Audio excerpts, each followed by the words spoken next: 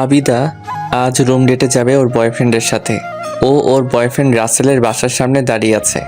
ও নিজেও জানে না ওকে আজ রুম ডেটে নিয়ে যাবে ওর বিএফ। আবিদা আর রাসেল বাইকে করে পার্কে ঘুরতে যাওয়ার কথা ছিল, কিন্তু রাসেল আবিদাকে নিয়ে ওর বাসায় এসেছে, কারণ রাসেলের বাসা আজ সম্পূর্ণ খালি। রাসেলের পরিবার গ্রামে একটা জরুরি কাজে যাওয়ায় ওর বাসা পুরো খালি। সেই সুযোগেই ওদের 1.5 বছরের সম্পর্ককে আজ রাসেল অন্তিম রেখা পার করবে, যেটা করার জন্য ও রীতিমতো পাগল হয়ে আছে। আজ ও আবিদাকে সম্পূর্ণ ভোগ করবে, কোনো বিরাম চিহ্ন থাকবে না এই ভোগে। এতদিনের মনের খায়েশ আজ পূর্ণ করবে রাসেল রুম ডেটে। আবিদা অনেকটা অবাক হয়ে বাইক থেকে নামে আর বলে, রাসেল, আমরা এখানে কেন? এটা তো তোমার বাসা। আমরা না পার্কে যাব? তাহলে এখানে? রাসেল হেলমেটটা খুলে বাইকের উপর রেখে আবিদার কাছে এসে হাসতে হাসতে বলে, আমার বাসা আজ খালি, কেউ নেই। 48 ঘন্টায় কেউ আসবেও না। আজ তোমাকে অনেক মজা দিব, চলো। আবিদা 2 পা পিছিয়ে যায় আর ভয়াতুর কণ্ঠে বলে, মানে? ছি ছি রাসেল, কি বলছো? বিয়ের আগে এসব বাজে কাজ? অসম্ভব, আমি ওরকম মেয়ে না। তোমার মতো মডার্ন মেয়ের মুখে এইসব কথা মানায় না। আর রাখো তোমার বিয়ে শাদী, আসো তো, আর সইছে না। অসম্ভব, প্লিজ বাবু, আমাকে বাসায় দিয়ে আসো। তোমার দুটো পায়ে ধরি, এই সর্বনাশ পাপ কাজ আমি করব না। প্লিজ আমাকে যেতে দাও, প্লিজ। ওই আবিদা কেঁদে দেয় রাসেলের মুখে বিশ্রী গালি শুনে। প্রেম করস, হাত ধরস, ঘুরতে যাস, রেস্টুরেন্টে কফি খাস, আর এখন করতে চাইলেই দোষ। চল আমার সাথে, আর তোকে তোর ইচ্ছার বিরুদ্ধে ভোগ করব। সে তো আরেক মজা। রাসেলকে এখন একটা পশুর চেয়েও খারাপ লাগছে। বিবেকহীন কুলাঙ্গার ছেলে লাগছে রাসেলকে। আবিদা খুব কান্না করছে, অস্থির হয়ে উঠছে, ভয়ে গলা শুকিয়ে কাঠ। রাসেল এবার আবিদার সাথে জোরাজোরি শুরু করে। ওর চোখে মুখে কামুকতার উত্তেজনা স্পষ্ট। আবিদার হাত ধরে টেনে নিয়ে যাচ্ছে রাসেল। আবিদার এই গলির ভিতর আর কাউকে দেখছে না, কাউকে যে একটু সাহায্যের জন্য বলবে তাও পারছে না। সবই ওর পাপের ফল। আজও প্রেম ভালোবাসা না করলে নিজের বয়ফ্রেন্ডের কাছেই হয়তো ধর্ষিত হতে হতো না। আবিদাকে প্রায় রাসেল বিল্ডিংয়ের ভিতর ঢুকিয়ে ফেলেছে। আবিদার চোখ অন্ধকার হয়ে আসছে, সব আশা ভরসা শেষ। কারণ আবিদা বুঝে গেছে এই রাসেল কখনো ওর হবে না। এতদিন শুধু ওকে ভোগ করার জন্য ওর সাথে প্রেমের অভিনয় করছে। আবিদা হারিয়ে যাচ্ছিল, কিন্তু হঠাৎই ও দেখে একজন টুপি আর পাঞ্জাবি পরা লোক হেঁটে যাচ্ছে। ও চিৎকার করে বলে, ভাইয়া আমাকে একটু বাঁচান, আমার সর্বনাশ হয়ে যাচ্ছে। ভাইয়া আমাকে বাঁচান প্লিজ ভাই। লোকটা আমি ছিলাম। আদিবার কথা শুনে আমি দাঁড়িয়ে যাই। রাসেলও আবিদার মুখ চেপে ধরে ওদের দিকে তাকায়। আবিদা অঝরে কাঁদছে। আমি যথেষ্ট বলিষ্ঠ এবং বেশ শক্তিশালীও দেখতে। আমি রাসেলের দিকে তাকালাম। রাসেল চোখ গরম করে বলল, এখান থেকে চুপচাপ চলে যা, এটা আমার এলাকা, একদম শেষ করে দিব। আমি সামনে তাকিয়ে মাথা নিচু করে চলে যাই। আবিদার শেষ ভরসাটুকু শেষ। ও খুব কাঁদছে। রাসেল ওকে ধরে টেনে 3 তলায় ওর রুমের ভিতরে ঢুকিয়ে সোজা ওর রুমে নিয়ে আসে। বিছানায় ঠাস করে ফেলে দেয়। রাসেল ওর নিজের জামা খুলতে শুরু করে। আবিদা বিছানায় পড়ে আবার উঠে দৌড়ে এক কোনায় গিয়ে কাঁদতে কাঁদতে জোরে বলে ওঠে, রাসেল, আল্লাহর দোহাই লাগে আমাকে যেতে দাও, আমার পিরিয়ড চলছে, আমি শেষ হয়ে যাব। ওর কোনো কথা রাসেলের কানে যাচ্ছে না। রাসেল পাগল হয়ে আছে একটা মেয়েকে ভোগ করার জন্য। পশুর চেয়েও হিংস্র হয়ে গিয়েছে এখন রাসেল। ওর মাথায় শুধু এখন আবিদাকে ভোগ করা। আবিদা আবার বলে, রাসেল আমার পিরিয়ড, দোহাই লাগে আমাকে যেতে দাও, আমি মারা যাব। চুপ, আজ তোকে কেউ বাঁচাতে পারবে না, কেউ না। ইতিমধ্যেই ঠাস করে পিছন থেকে 5 জন পুলিশ এসে রাসেলকে ধরে কষিয়ে কয়েকটা মাইর দেয়। তারপর আবিদাকে উদ্দেশ্য করে বলে, ভয় পাবেন না, আপনি সেভ। এর মধ্যে তাদের পিছন থেকে আমি সামনে আসলাম। পুলিশ আমাকে দেখে বলে, ধন্যবাদ আপনাকে এইটাকে হাতে নাতিয়ে ধরিয়ে দেওয়ার জন্য। সব মহান আল্লাহর ইচ্ছা। ওনার ক্ষতি হতে যাচ্ছিল, আল্লাহ তাআলা আমাকে পাঠিয়ে দিয়েছেন। শুকরিয়া তার কাছে। জি, আপনি আমাদের সাথে আসুন, রিপোর্ট করতে হবে। পুলিশগুলো রাসেলকে নিয়ে চলে যায়। আবিদা আর আমি আছি। আমি যেতে নিলে আবিদা আস্তে করে ক্লান্ত মাখা কণ্ঠে ডাক দেয়। এই যে শুনুন। আমি অন্যদিকে ফিরে মাথা নিচু করে দাঁড়িয়ে যাই।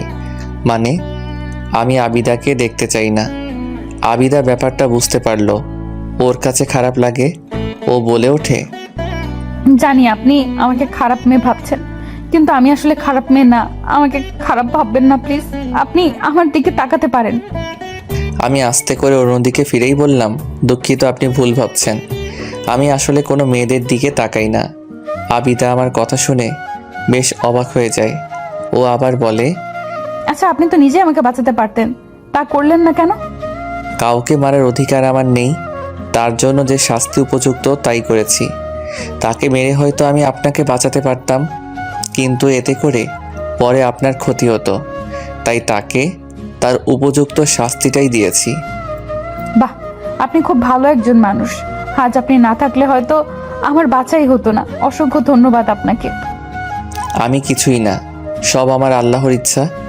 আপনি বরং তার কাছে শুকরিয়া আদায় করুন। জি। আপনার বোধহয় দেরি হচ্ছে, নিচে তারা অপেক্ষা করছে। জি জি। আর একটা কথা মনে রাখবেন, আল্লাহ যে জিনিসে মানা করেছে সেটা করা মানেই তাতে আপনি বিপদে পড়বেনই। তাই এসব কাজ থেকে দূরে থাকবেন। চলুন। আমি আবার হাঁটা ধরে বাইরে চলে আসি, সাথে আবিদাও। ও শুধু মুগ্ধ হয়ে গিয়েছে আমার সাথে কথা বলে। একদিকে রাসেলকে দেখলে ছেলেদের উপর থেকে বিশ্বাস উঠে যায়, আর অন্যদিকে আমার মতো কাউকে দেখলে ছেলেদের প্রতি সম্মান আর শ্রদ্ধা হাজার গুণ বেড়ে যায়।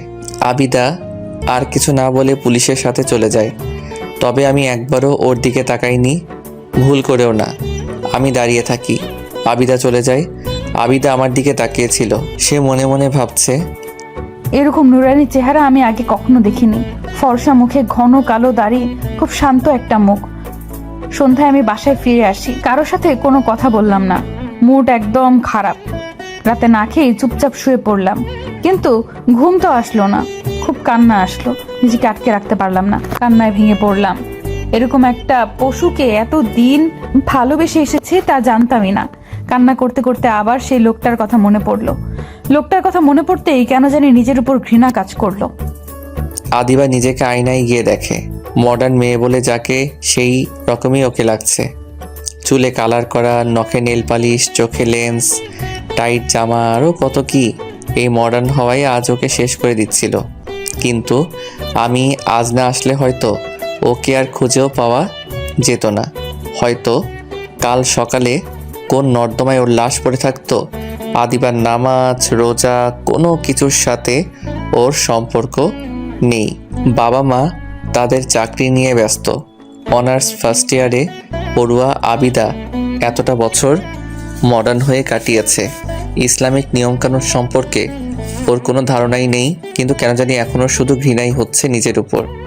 অবাধ মেলামেশা, ঘোরাঘুরি, আড্ডাবাজি এসব ওর জীবনের কাল হয়ে দাঁড়িয়েছে। ওর আর কিছুই ভালো লাগছে না, মরে যেতে ইচ্ছে করছে। রাসেলের মতো একটা ছেলেকেও কিভাবে ভালোবাসলো। আবিদা কাঁদতে কাঁদতে একসময় ঘুমিয়ে পড়ে, কিন্তু ওর মনের মধ্যে আমার সাথে আর একবার দেখা করার জন্য ইচ্ছা হয়। অনিশ্চিত এই ইচ্ছা নিয়ে আবিদা ঘুমিয়ে পড়ে। এরপর কয়েকদিন চলে যায়। আবিদা নিজেকে রুমের ভিতরে বন্দি করে ফেলে। ওর বাবা মা ব্যাপারটা বুঝতে পেরে ওকে প্রেশার দিয়ে সবটা জানে। ওর বাবা সিদ্ধান্ত নেয় ওকে খুব দ্রুত বিয়ে দিয়ে দিবে। তার এক বন্ধুর ছেলের সাথে আবিদার বিয়ে দিতে চাচ্ছে। আবিদা ওর বাবাকে বলে কিছুটা সময় নেয়, কারণ ও আমার সাথে একটু দেখা করতে চায়। আমার প্রতি কেন জানি ও আকর্ষিত হচ্ছে। ও মনে শান্তি পাচ্ছে না। আবিদা এতদিন বাসা থেকে বের হয়নি, আজ বের হয়েছে ভার্সিটি যাবে বলে। ও গেট থেকে বের হলেই পাশের বাসার গেট থেকে আমি বের হলাম। আবিদা পুরো অবাক। ও দৌড়ে আমার কাছে আসে আর বলে, আপনি এখানে? আমি গেট থেকে বের হলেই পাশের বাসার গেট থেকে সেই লোকটা বের হয়। আমি তাকে দেখে পুরো অবাক। আমি দৌড়ে সেই লোকটার কাছে যাই। খুব দামি কাপড়ের লম্বা সাদা পাঞ্জাবি আর পায়জামা পরা, মাথায় একটা সাদা টুপি, আর আতরের তীব্র ঘ্রাণ আসছে তার কাছ থেকে। আশ্চর্য হয়ে দ্রুত বললাম, আপনি এখানে? লোকটা থমকে গেল। আজও সে অন্যদিকে ফিরে তাকিয়ে আছে, আমার দিকে তাকায়নি। সে আস্তে করে বলল, দুঃখিত, আমি আপনাকে চিনতে পারিনি। পারবেনও বা কিভাবে? আমার দিকে একবার তাকালে না চিনবেন? আচ্ছা যাই হোক, আমি বলছি, আমি সেই মেয়েটা যাকে আপনি একটা খারাপ ছেলের হাত থেকে বাঁচিয়েছিলেন, পুলিশে দিয়েছিলেন, মনে পড়েছে? জি পড়েছে। আপনি এখন ভালো আছেন তো? জি আছি। আমি এখন খুব খুশি, জানেন? না, কেন? আসলে আপনাকেই খুঁজছিলাম, এভাবে দেখা হবে ভাবিনি। আপনি কি এই বাড়িতে থাকেন? আজ সকালে এসেছি। বাহ, এটা আমাদের বাড়ি। আপনার আর আমার বাসা একদম পাশাপাশি। ও আচ্ছা, ভালো থাকবেন। আমি আসি, একটু কাজ আছে। আরে দাঁড়ান দাঁড়ান, আপনার নামটাই তো জানা হলো না। আপনার নাম কি? জি, প্রান্ত আহমেদ। বাহ, খুব সুন্দর নাম। আমি আদিবা চৌধুরী। আচ্ছা, তাহলে আসি আমি। ভালো থাকবেন। আসসালামু আলাইকুম। ওয়ালাইকুম আসসালাম। প্রান্ত চলে যায়, রীতিমতো ভাগে আর কি। আমি ঠিক বুঝতে পারছি প্রান্ত আমার সাথে কথা বলতে কমফোর্ট বোধ করে না। আমি প্রান্তর চলে যাওয়ার দিকে তাকিয়ে আছি। নুরানি চেহারার এই লোকটাকে দেখলে কেন জানি সব ভুলে যাই। এরকম পরহেজগার লোকের সংস্পর্শে আমি কখনো আসিনি। আতুরের তীব্র গ্রানটা এখনো নাকে লেগে আছে। এ যেন মন ভোলানো গ্রান। আমি এরপর ভার্সিটিতে চলে আসি। ভার্সিটিতে আমার বেস্ট ফ্রেন্ড মহিমা আমাকে দেখে দ্রুত আমার কাছে ছুটে আসে আর অস্থির হয়ে বলে, দোস্ত তুই কই ছিলি? ফেসবুক, ফোন সব অফ। আর শুনলাম রাসেল নাকি থানায়। তুই ভালো আছিস তো? ক্যান্টিনে চল, বসে সব বলছি। আচ্ছা চল চল। এরপর আবিদা আমাকে সব খুলে বলল। সব শুনে রাগীভাবে বললাম, বেশ হয়েছে, বাস্টারটাকে বেস্ট পানিশমেন্ট দিয়েছিস। আমি তো দেইনি, উনিই দিয়েছে রে। খুব ভালো করেছে। ইস, উনি অনেক ভালো রে, অনেক বুদ্ধিমান সে। শুধু বুদ্ধিমান না রে, আল্লাহ জানো তার আপন বন্ধু। খুব পরহেজগার সে। আমি মুগ্ধ তাকে দেখে। সে যেন আজকে সত্যিকারের পুরুষ। ইস, এরকম একজনের যদি জীবনসঙ্গী হতো রে, জীবনটা ভালো হয়ে যেত, তাই না দোস্ত? জানি না রে, রাসেলের মতো ছেলেও এই দুনিয়াতে আছে, আবার ওনার মতো মহৎ মানুষও আছে। সত্যি, উনি ওই দিন না থাকলে আমি শেষ হয়ে যেতাম। বাদ দে ওই বাস্টার্ডের কথা। চল ক্লাস করবি। কতদিন হলো ক্লাস করিস না, চল। চল। ভালো লাগে না আর এই জীবনটা। কোথাও যেন কোনো শান্তি পাচ্ছিলাম না, বুঝলি? বাবা আমার বিয়ে দিয়ে দিবে হয়তো খুব তাড়াতাড়ি। সে তো আরো ভালো, হাজবেন্ডকে নিয়ে ঘোরাঘুরি মজা করবি। ভালো লাগে না দোস্ত, জীবনে কেন যেন কোনো মানে খুঁজে পাচ্ছি না।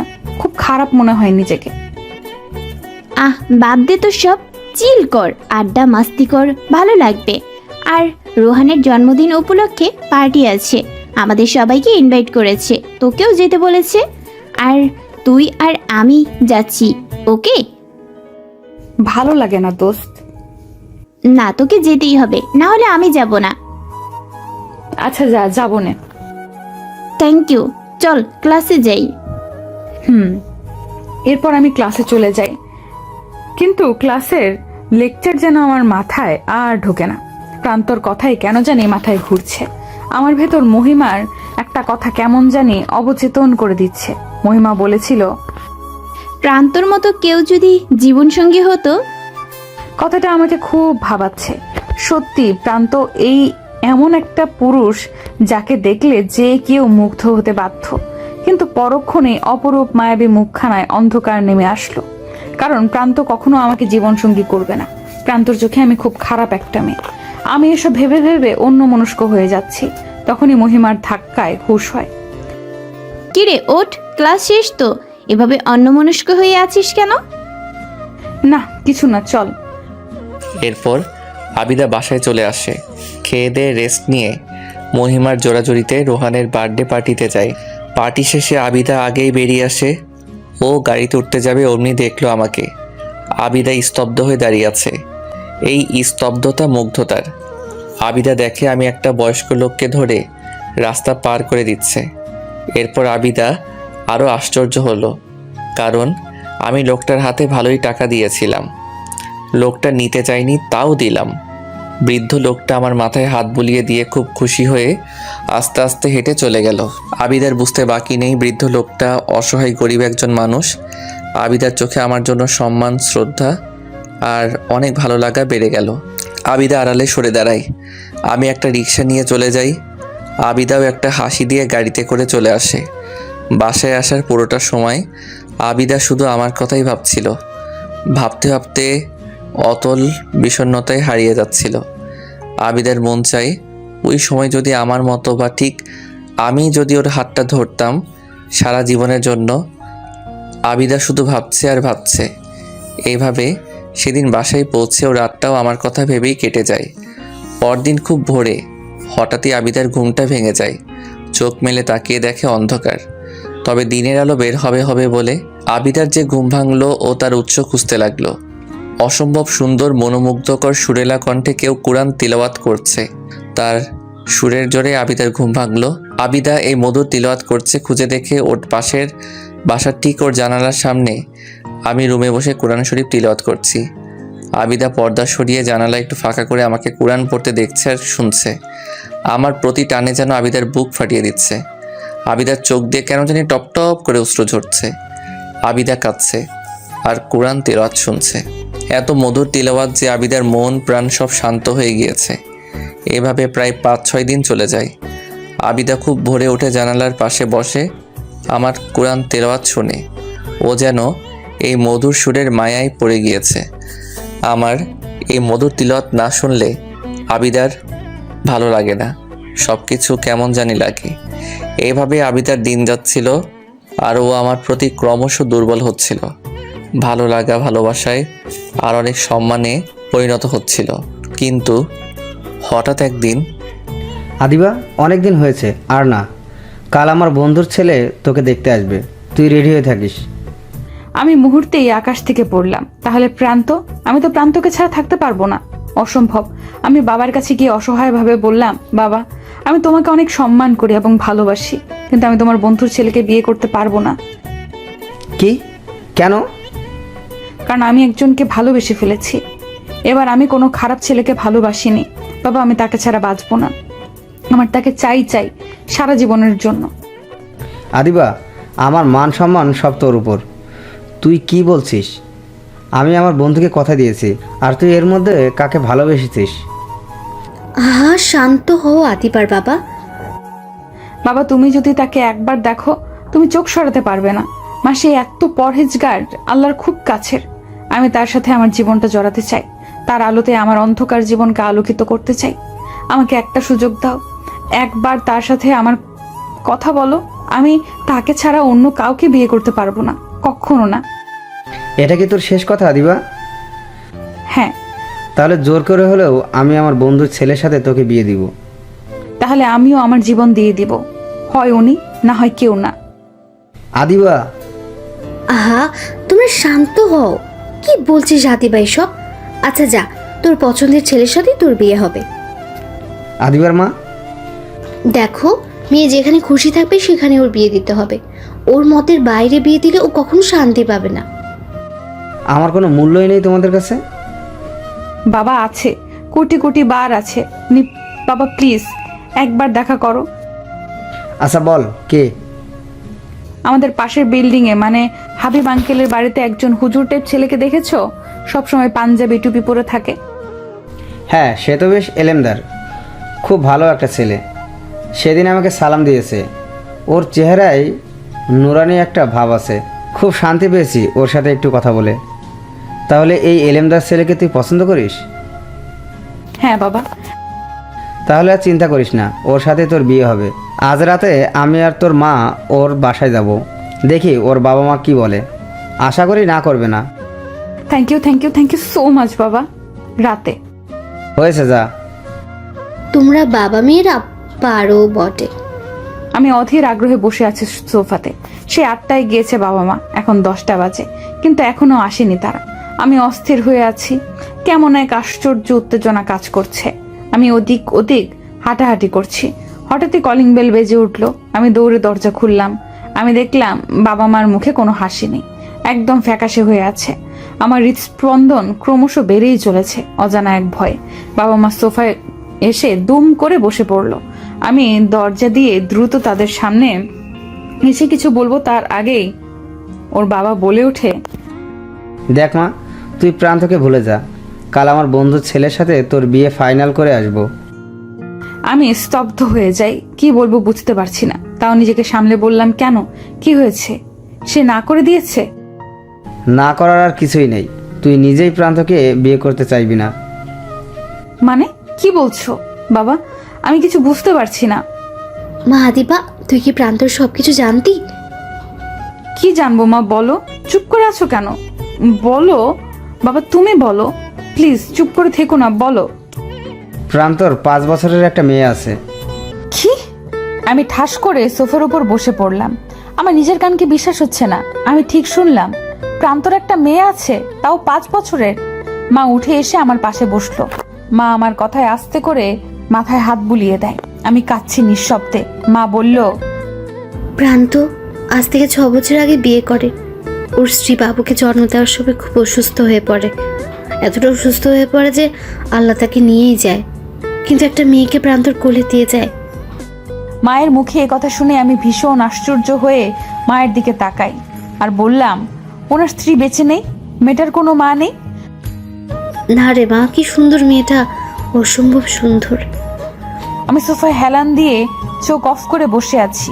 বাবা বলে উঠল, তাহলে আমি আমার বন্ধুকে জানিয়ে দেই কালকে ওদের বিয়ে হচ্ছে। না বাবা, কি মানে?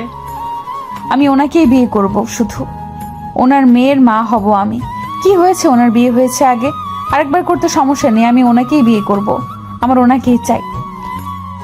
তুই কি বলছিস জানিস? ভেবেচিন্তে বলছিস?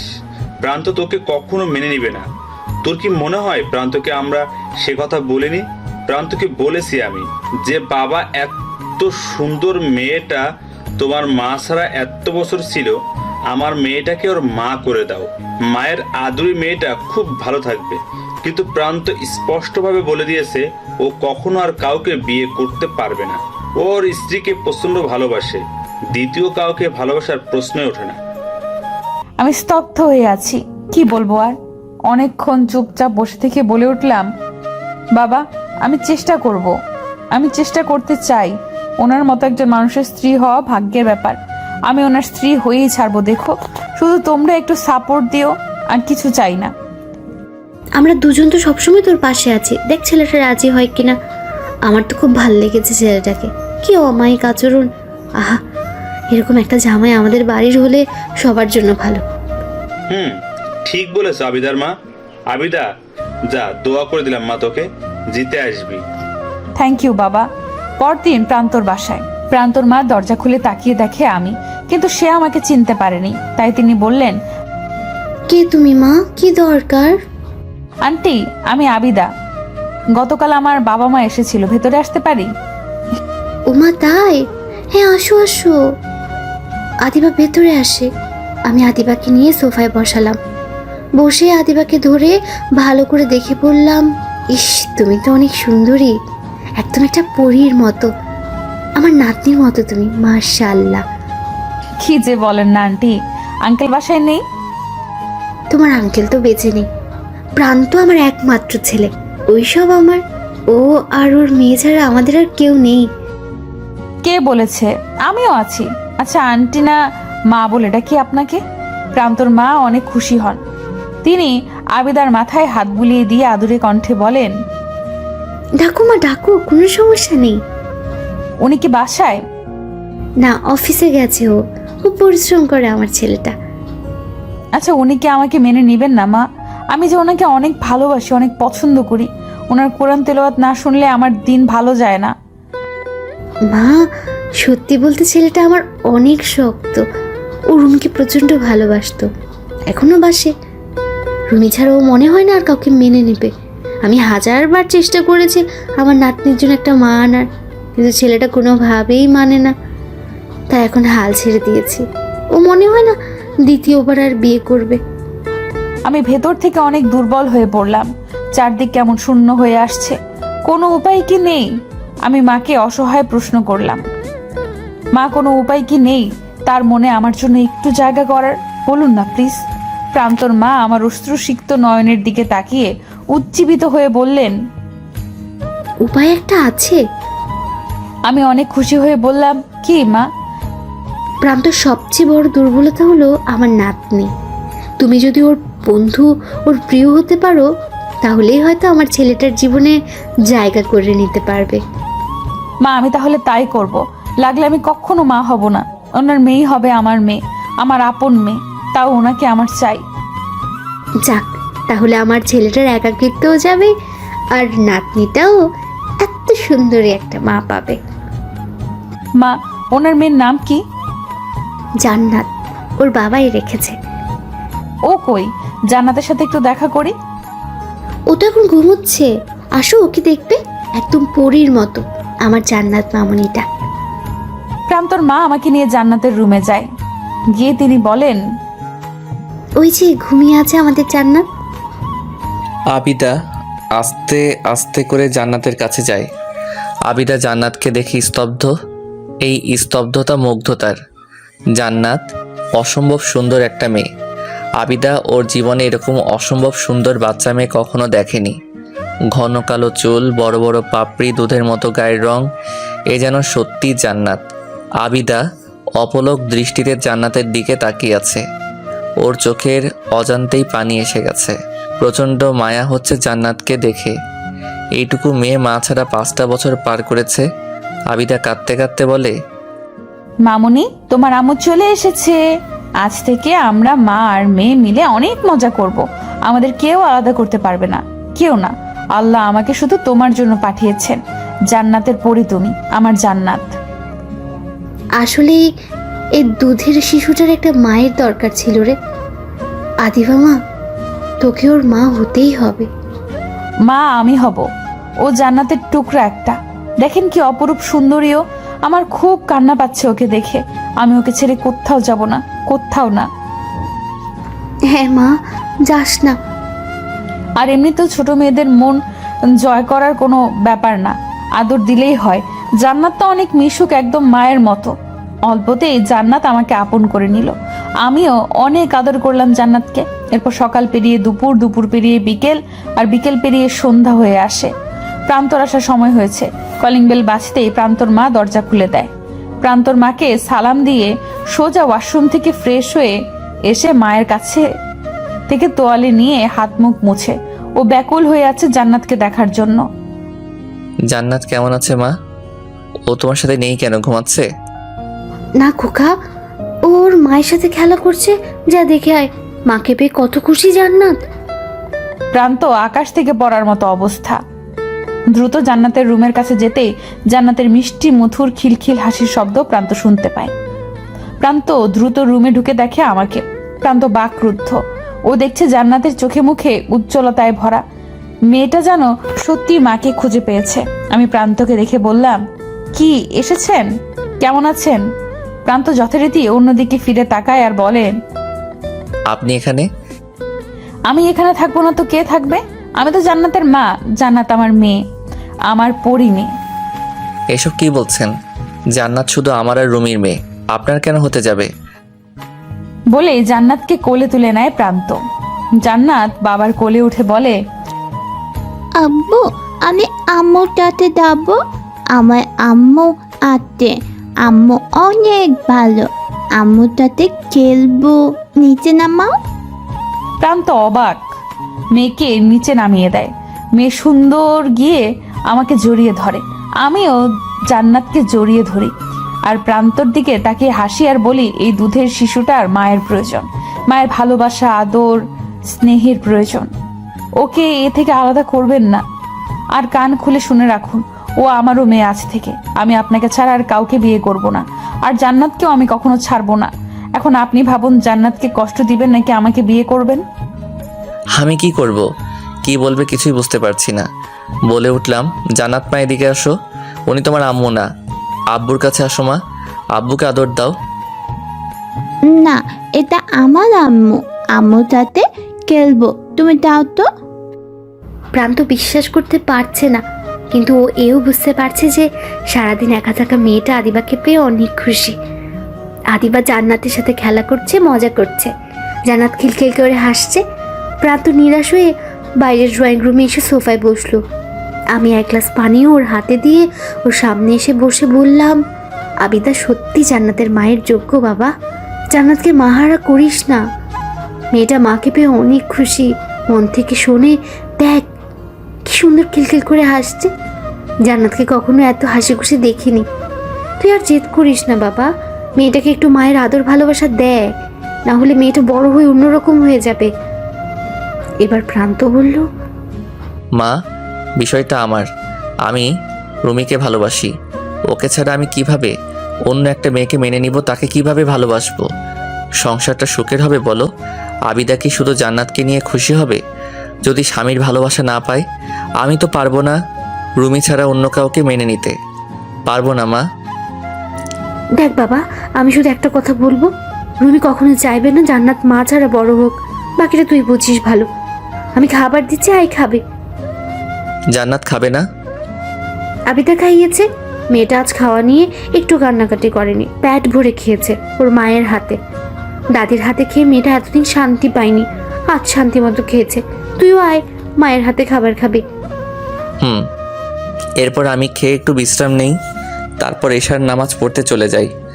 আসার সময় সিঁড়িতে আবিদার সাথে দেখা হয়। আমি অন্যদিকে তাকিয়ে আছি। আবিদা জোর গলায় বলল, জান্নাত আমারও মেয়ে, ওকে আমি কখনো আমার থেকে আলাদা করব না, আর কাউকে করতেও দিব না। আসি। প্রান্ত অবাক হয়ে আমার কথা শুনে। ও ভেবেই পাচ্ছে না এসব কি হচ্ছে, কিন্তু ওর বিরক্তি লাগছে খুব। প্রান্ত জান্নাত আর রুমির মাঝে আর কাউকে আনতে চায় না। রুমি সব সময় ওর মনের ভেতরে থাকে। রুমি ছাড়াও কাউকে মেনে নিতে পারবে না, কিন্তু জান্নাতের কথা ভাবলে প্রান্ত দুর্বল হয়ে যায়। ওর চিন্তা শক্তি লোপ পায়। এভাবে আরো 6 দিন চলে যায়। জান্নাত এখন আমাকে আম্মুই বলে ডাকে। সারাদিন আম্মু আর আম্মু। প্রান্তর চেয়ে পরে জান্নাত এখন তার আম্মুকেই বেশি ভালোবাসে। প্রান্ত কেন জানি মানতে পারছে না। ও খুব বিরক্ত হয়ে উঠেছে, আর পারছেই না। তাই এই যে শোনেন, আপনার সাথে আমার কিছু কথা আছে। আবিদা জান্নাতকে ঘুম পাড়িয়ে দিয়ে চলে যাচ্ছিল, অমনি আমি ওকে ডাক দিলাম। আবিদা তো বেজায় খুশি। ও ভাবছে আমি বোধহয় এবার ওকে মেনে নিব। আবিদা খুশি হয়ে বলে, জি জি বলুন। আপনি কাল থেকে আর আমার বাসায় আসবেন না দয়া করে। জান্নাতের মা শুধু রুমি, আর কেউ না। আপনি রুমির জায়গা কখনো নিতে পারবেন না। আপনাকে আমি আর আমার বাসায় দেখতে চাই না। আর কখনো আসবেন না। আর যদি আসেন আমি এই বাসা ছেড়ে দিব। এই কথা শুনে আবিদা আর নিজেকে ধরে রাখতে পারল না, কান্নায় ভেঙে পড়ে। পিছনে দাঁড়িয়ে সব শুনে আবিদা কাঁদতে কাঁদতে বলে, ঠিক আছে, আর কখনো আপনি আমাকে দেখতে পাবেন না, চলে যাচ্ছি বলেই কাঁদতে কাঁদতে চলে গেলাম। আমি চলে আসার পর আর প্রান্তর বাসায় যাইনি। নিজেকে একদম রুমে বন্দি করে রেখেছি। চাপা কষ্টে সারাক্ষণ কান্না করি, খাওয়া দাওয়া সব বন্ধ। বাবা মা জোর করেও পারেনি। আমি জান্নাত আর প্রান্তকে এছাড়া থাকতে পারছি না। দম বন্ধ হয়ে আসছে আমার, কিন্তু কিছুই করতে পারছি না। অন্যদিকে প্রান্ত পড়েছে মহাবিপদে, কোনোভাবেই এই বিপদ থেকে বের হতে পারছে না। জান্নাত সারাক্ষণ আম্মু আম্মু করছে, কান্না করতে করতে অবস্থা খারাপ। কোনোভাবেই জান্নাতকে কন্ট্রোল করতে পারছে না। এমন অবস্থা হয়েছে যে প্রান্ত আর অফিসে যেতে পারেনি। ও আর ওর মা কোনোভাবেই জান্নাতকে খাবার খাওয়াতে পারছে না। সে শুধু কাঁদছে আর আম্মুকে খুঁজছে। প্রান্ত খুব অস্থির হয়ে যায়। জান্নাত কাঁদতে কাঁদতে একসময় ঘুমিয়ে পড়ে। এখন প্রায় সন্ধ্যা, কোনোভাবেই জান্নাতকে একটু খাবার খাওয়াতে পারেনি। মেয়েটা কাঁদতে কাঁদতে চোখ ফুলিয়ে ফেলেছে। প্রান্তর খুব কষ্ট হচ্ছে জান্নাতের এই অবস্থা দেখে। ও মেয়েকে এভাবে না দেখতে পেরে ড্রয়িং রুমের সোফায় গিয়ে মাথায় হাত দিয়ে বসে। অনেক সূরা কালাম পরে ফু দিয়েছে, তাও মেয়ে শান্ত হয়নি। তার আমাকে চাই, তার আমার কোল চাই, তার আমার স্পর্শ চাই, তার আমার আদর চাই। হঠাৎই প্রান্ত লাফিয়ে উঠে মায়ের জোরালো ডাক শুনে মায়ের দিকে তাকিয়ে দেখে তার চোখে মুখে ভয়ের ছাপ। প্রান্ত অস্থির হয়ে বলে, কি হয়েছে মা? কি হয়েছে বলো তাড়াতাড়ি। জান্নাতের গায়ে জ্বর এসেছে। প্রান্ত এক লাফে উঠে দাঁড়িয়ে দৌড়ে জান্নাতের কাছে গিয়ে গায়ে কপালে হাত দিয়ে দেখে গা গরম। প্রান্তর মা পিছ থেকে বলে ওঠে, প্রান্তকে খাওয়ানো এখন অনেক বেশি প্রয়োজন। ও না খেলে অনেক অসুস্থ হয়ে পড়বে। কিছু কর বাবা। কি করব আমি? জান্নাত যা চাচ্ছে সেটা কিভাবে আমি আনবো? মা, আমার খুব কষ্ট হচ্ছে। তোর মেয়ের সুস্থতার চেয়ে কি তোর জেদ বড় প্রান্ত? জান্নাতের মায়ের প্রয়োজন। আমি সবসময় থাকবো না বাবা, ও একদিন বড় হবে, ও একটা মেয়ে, তুই ওর বাবা, পুরুষ মানুষ, তোকে ওর সব কথা বলতে পারবে বলতো? তখন ও একা হয়ে যাবে। মেয়েটার ভবিষ্যতের কথা ভেবে আদিবাকে মেনে নে। এত সুন্দরী ভালো মেয়ে যে জান্নাতকে নিজের চেয়েও বেশি ভালোবাসে। আবিদা কি বলেছে জানিস? বলেছে লাগলেও কখনো মা হবে না, তাও তোদের দুজনকেও চায়। যা বাবা, ওকে তাড়াতাড়ি নিয়ে আয়, যা। আমি কি করব কিচ্ছু বুঝতে পারছি না, মাথা কাজ করছে না, কোনো রাস্তাও খুঁজে পাচ্ছি না। আমি আবার জান্নাতের গায়ে কপালে হাই দিয়ে দেখি জ্বরটা বাড়ছে। আর পারছি না, আমি উঠেই অস্থির হয়ে সোজা আবিদার বাসায় চলে যাই। আবিদার বাসায় গিয়ে কলিং বেল দিতেই আবিদার মা দরজা খুলে। তিনি আমাকে দেখে ভীষণ অবাক। আমি তাকে চিন্তিত গলায় সালাম দেই। ওয়ালাইকুম আসসালাম। কি হয়েছে বাবা, তোমার এই অবস্থা কেন? কে আসছে আবিদার মা? আরে প্রান্ত, তুমি? কি হয়েছে বাবা তোমার? সব ঠিক আছে? তোমাকে এরকম লাগছে কেন? কি হয়েছে? আঙ্কেল, জান্নাত, ওনাকে ছাড়া সে কোনোভাবেই খাবে না। গায়ে জ্বর এসে গেছে, দয়া করে একটু তাকে ডেকে দিন। কি বলো কি বাবা? আদিবাও সারাদিন না খেয়ে রুমে বন্দি হয়ে বসে আছে। দাঁড়াও, আমি এখনই ডেকে নিয়ে আসছি। কিছুক্ষণ পরে আবিদা রুম থেকে দৌড়ে আসে বাইরে গেটের কাছে। আবিদার অবস্থা খুব খারাপ। আমি এক পলক শুধু ওকে দেখলাম। আবিদা এসে বলল, কি হয়েছে? কি হলো বলুন। জান্নাত খুব অসুস্থ হয়ে পড়েছে, সারাদিন কিছু খাইনি, আপনাকে খুঁজছে, আপনি একটু আসো। আবিদা রীতিমতো আমাকে ধাক্কা দিয়ে সরিয়ে দ্রুত বাসায় চলে যায় অস্থির হয়ে। আমি বাকরুদ্ধ হয়ে যাই। আমি দ্রুত বাসার দিকে ফিরলাম। এসে দেখি জান্নাত ঘুম থেকে উঠে গেছে। আবিদা আর জান্নাত দুজনেই কান্না করছে একে অপরকে জড়িয়ে ধরে। থাক, পরিটা আমার কান্না করে না। এই যে আম্মু চলে আসছি, আর কখনো যাব না। তুমি খাওনি কেন আমার পরি জান্নাত? ইস, গায়ে জ্বর উঠে গেছে। আহারে আমার আম্মুটা। থাক আর কাঁদে না মা, আসো আমরা খাবো এখন। আম্মু আত্তে, আম্মু আত্তে, আম্মু আত্তে, তুমি কান্না করো না, আমি খাবো। গুড গার্ল, হা করো আম্মুটা। এরপর জান্নাতকে সুন্দর করে খাইয়ে দেয় আবিদা। আমি আর মা দাঁড়িয়ে সব দেখছি। আবিদা আর জান্নাত যেন আমাদের দেখেই না। ওরা দুজন দুজনকে পেয়ে খুশিতে সব ভুলে গিয়েছে। আমি মুগ্ধ হয়ে সব দেখছি। আমি সিদ্ধান্ত নিয়ে ফেলেছি শুধুমাত্র জান্নাতের জন্য আবিদাকে বিয়ে করব। কারণ আমি চাই জান্নাত এভাবে হাসি খুশি থাক, ভালো থাক। আবিদা জান্নাতকে খাইয়ে দিয়ে, ওষুধ খাইয়ে দিয়ে, ওকে বুকে জড়িয়ে নিয়ে আদর দিয়ে ঘুম পাড়িয়ে দেয়। জান্নাত এখন অনেকটা সুস্থ। আবিদা জান্নাতকে শুইয়ে দিয়ে পাশে বসে ওর দিকে তাকিয়ে আছে। মা আস্তে করে আবিদার কাছে গিয়ে ওর কাঁধে হাত রাখে। আবিদা তার দিকে ফিরে তাকায়। মা অসহায়ভাবে বলেন, এই অবস্থা করেছিস মা তোর? জান্নাতের চেয়েও তোর অবস্থা খারাপ মনে হচ্ছে। আমি প্রান্তর দিকে এক নজর তাকিয়ে অসহায়ভাবে বললাম, মা কিছু খেতে দেন না, খুব খিদে লেগেছে। ওনার উপর রাগ করে সারাদিন কিছু খাইনি। জান্নাতের জন্য মন কাঁদছিল, খুব খিদা পেয়েছে মা। প্রান্তর মা কান্নাসিক্ত কণ্ঠে বলে, এভাবে বলিস না মা, বুকটা ফেটে যায়। আয়, আমি তোকে নিজ হাতে খাওয়াবো, আয় মা। আমি উঠে প্রান্তর মায়ের সাথে খেতে আসলাম। আর আসার আগে প্রান্তকে বললাম, মায়ের কাছ থেকে মেয়েকে আলাদা করলে এমনই হয়। জান্নাত আমারও মেয়ে। প্রান্ত চুপ করে আছে, কিছু বলার সাহস বা ইচ্ছে ওর নেই। ও এরপর নামাজ পড়তে চলে যায়। আজ সারাদিন অনেক ধকল গেছে ওর উপর। আজকে ও বুঝতে পেরেছে মায়ের গুরুত্ব অপরিসীম।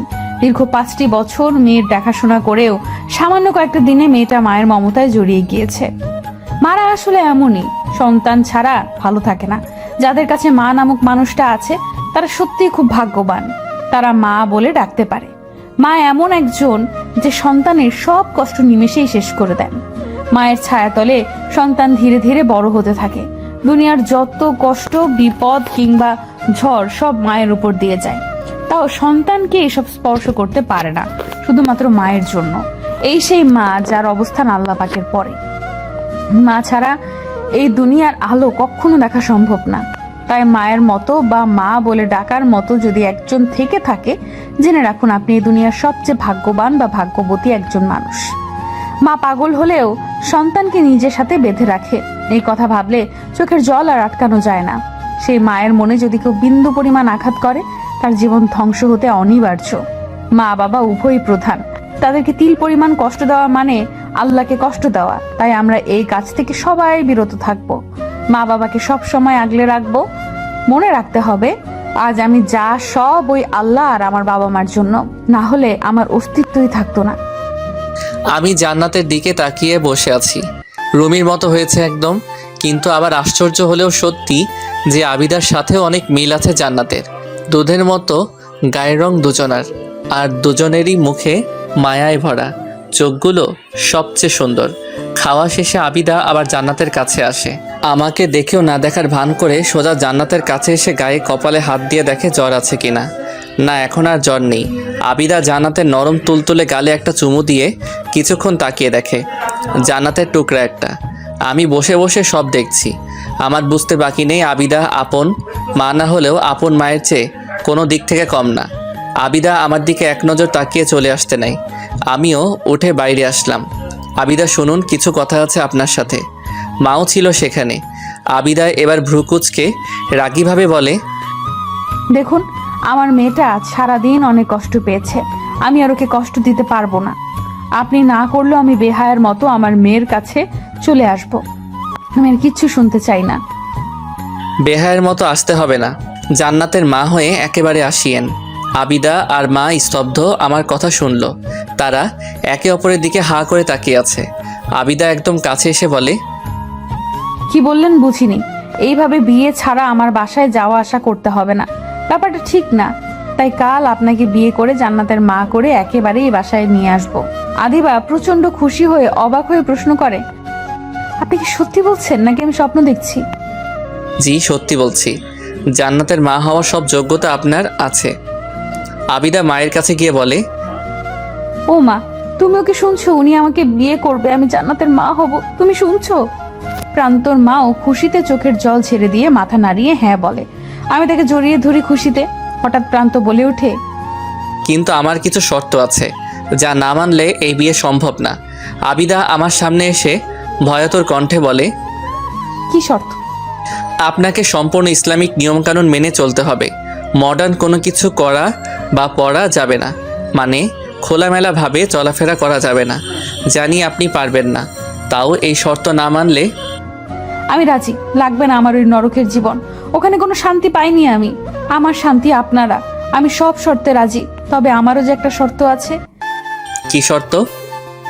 আপনি আমাকে ঠিক আপনার মতো পরহেজগার বানাবেন, আমাকে কোরআন পড়া শেখাবেন, একদম আপনার মতো বানাবেন আমাকে। কি রাজি?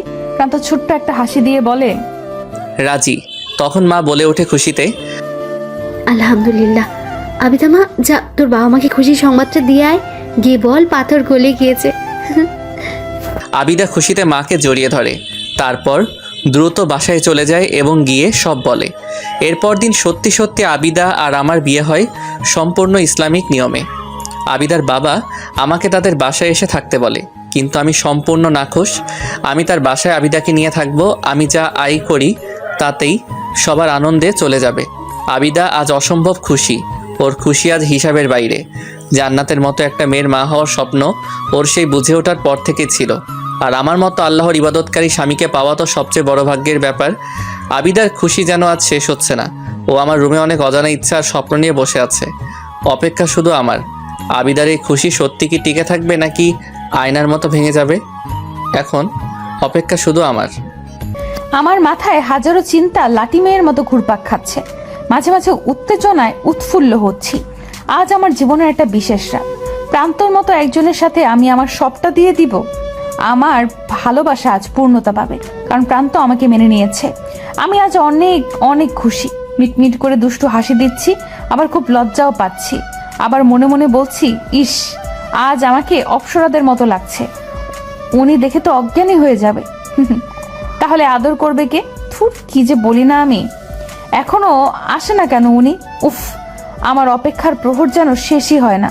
একটু পরে প্রান্ত রুমে আসে। আমি দ্রুত উঠে প্রান্তর পা ধরে সালাম করতে নেই। প্রান্ত আমাকে আটকে দিয়ে বলে, ছি ছি, এ কি করছেন?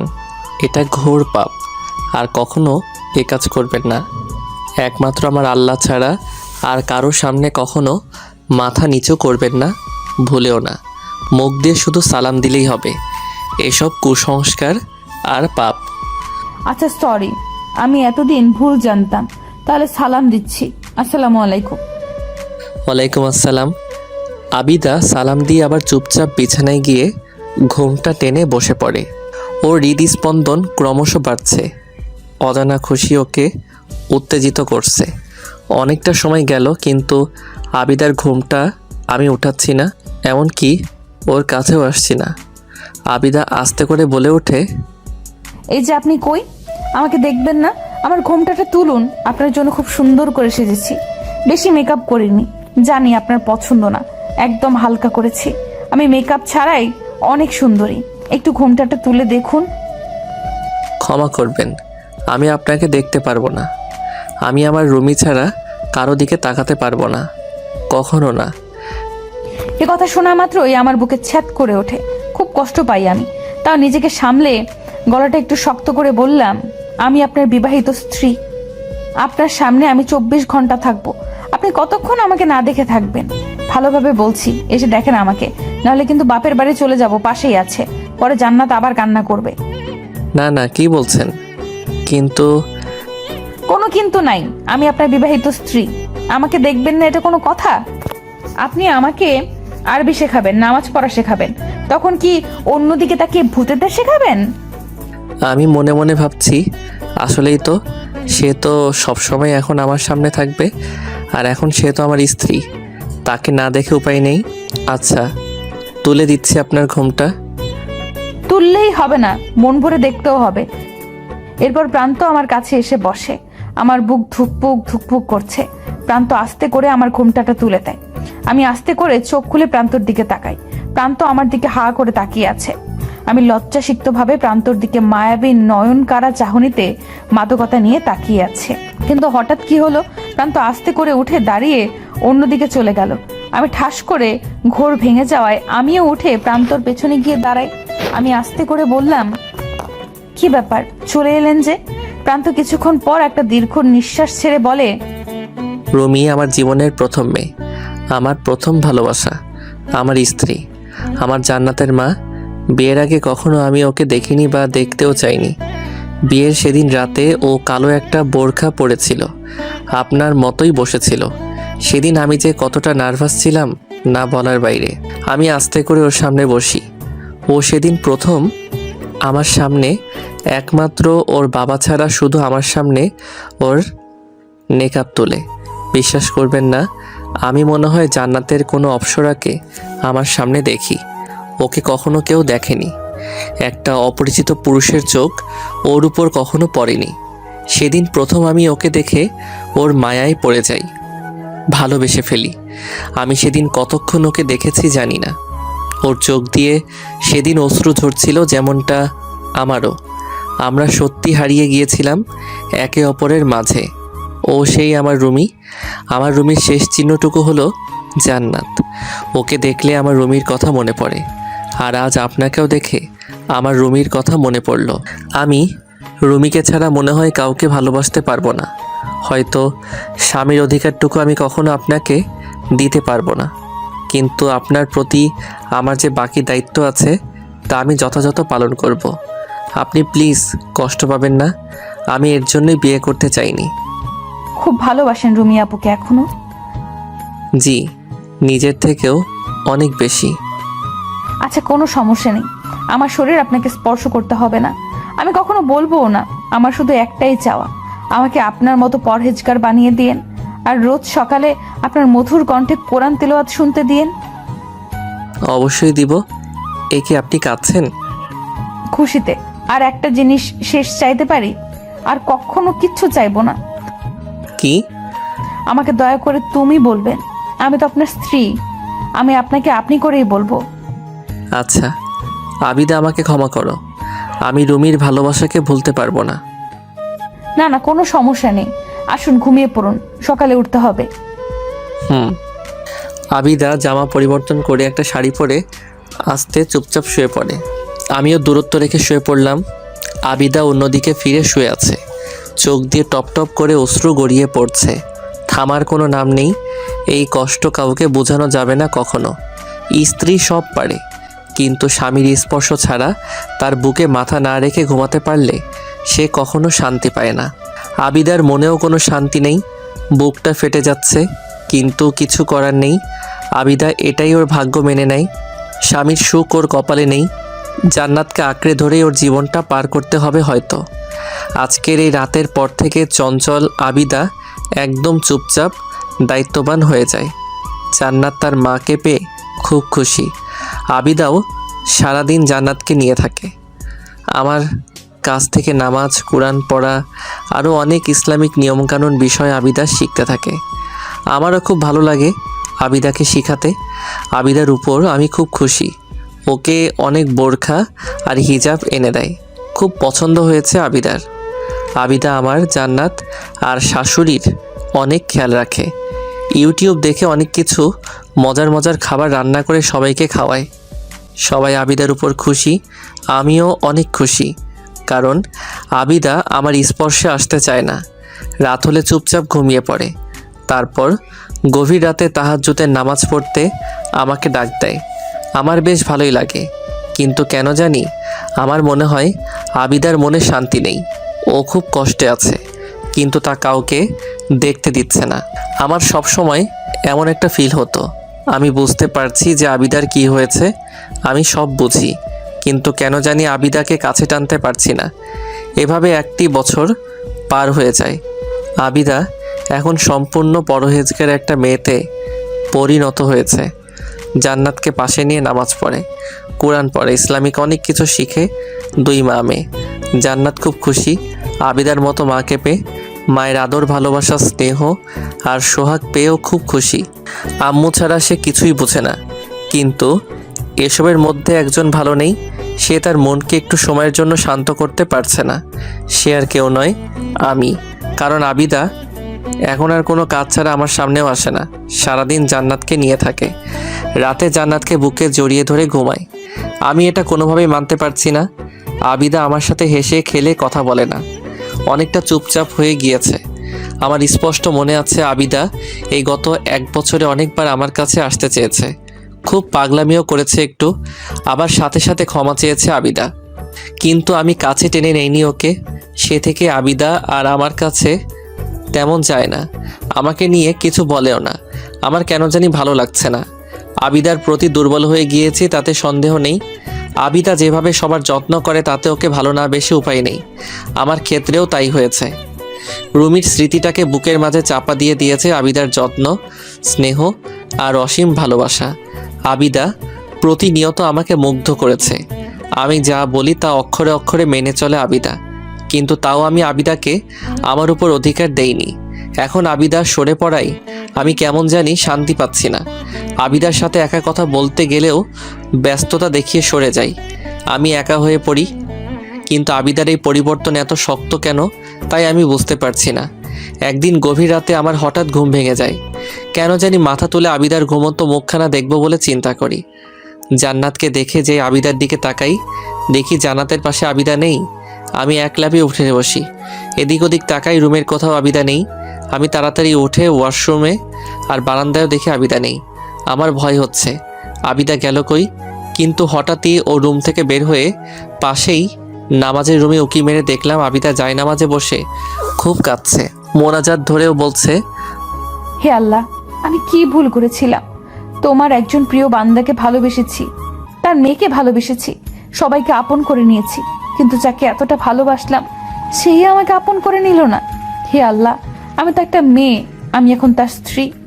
আমারও যে এখন মা হতে ইচ্ছে করে, আমারও গর্ভে যে তার সন্তান নিতে ইচ্ছে করে। সে কি তা বুঝবে না?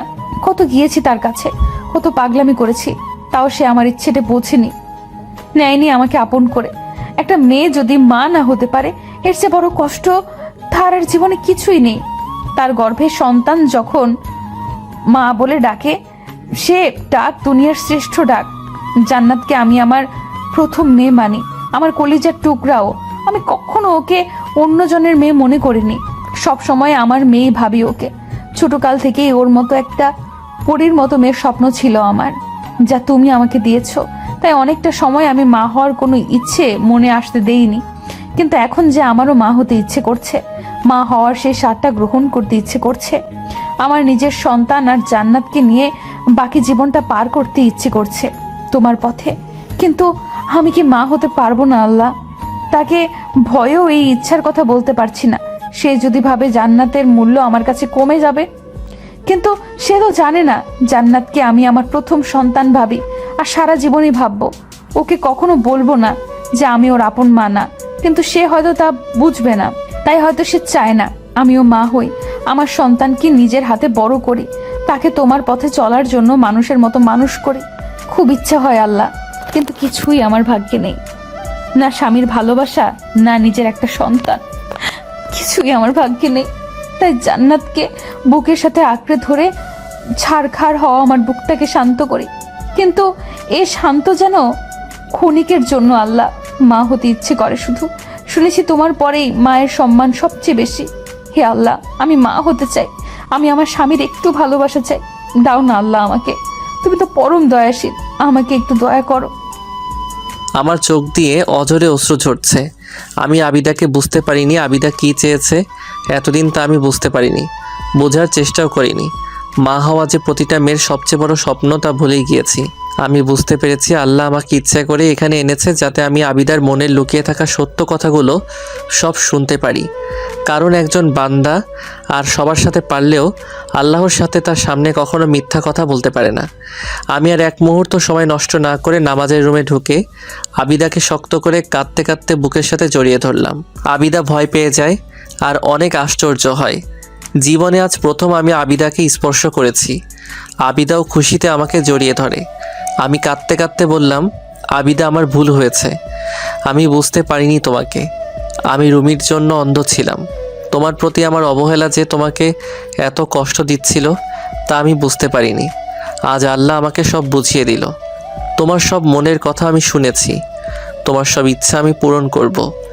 আবিদা, তুমি মা হবে, আমাদের সন্তান হবে। তোমাকে ভালোবাসবো আমি, আর কখনো অবহেলা করব না। দয়া করে আমাকে মাফ করে দাও। তুমি মাফ না করলে আল্লাহ কখনো আমাকে মাফ করবে না। আবিদা আমার দিকে তাকিয়ে কাঁদতে কাঁদতে বলে, ছি ছি, কি বলছেন? আমি একটুও রাগ নই আপনার উপর। মাফ তো সে কবেই করে দিয়েছি। আপনাকে চোখের সামনে দেখি অনেক। শুধু একটু আপনার ভালোবাসা আর আমাদের সম্পর্কের একটা চিহ্ন চাই, আমাদের সন্তান। আমি কখনো জান্নাতকে তিল পরিমাণ কম ভালোবাসবো না। ও আমাদের কাছে জান্নাতের টুকরা। সত্যি বলছি, ওদের দুজনের মাঝে কখনো ভেদাভেদ হবে না। সব শুনেছি আমি আবিদা, তুমি যা চাইবে ঠিক তাই হবে। আবিদা আমাকে জড়িয়ে ধরে অঝরে কাঁদতে কাঁদতে বলে, খুব ভালোবাসি আপনাকে, খুব। আপনারাই আমার সব। আপনাদের ছাড়া আমি শূন্য। আবিদা, আর আপনি নয়, আজ থেকে তুমি করে বলবে। বলবো। এরপর সময়টা অনেক দ্রুত চলে যায়। আমার জীবনে সেদিন রাতের পর থেকে অনেক বড় একটা পরিবর্তন আসে। আমার মনে হয় আল্লাহ যেন আমাকে ঝুড়ি ভরে অনেক সুখ দিয়েছে। আমি সারাক্ষণ আল্লাহর কাছে শুকরিয়া আদায় করি, তাও কম মনে হয় আমার কাছে। হ্যাঁ, আমার সব ইচ্ছা পূরণ হয়েছে। আমি মা হয়েছি। আল্লাহ আমাকে একটা ছেলে সন্তান দিয়েছে। জান্নাতুর ভাইকে পেয়ে মহা খুশি। আর আমি খুশি স্বামী, মেয়ে আর ছেলেকে পেয়ে। আর আমাদের চারজনকে দেখে সবচেয়ে বেশি খুশি প্রান্তর মা। আর সেই সাথে শেষ হলো আমাদের অসমাপ্ত গল্প। কারণ জীবন কখনো থেমে থাকে না, সেটা চলবে। আমাদের ভালো কর্ম আমাদেরকেও জান্নাত দিবে। আসুন সবাই আল্লাহর পথে চলি, জীবনটাকে সুন্দর করি। কারণ জান্নাত এত সুন্দর, যার কিঞ্চিত পরিমাণ দুনিয়াতে দেওয়া মাত্র।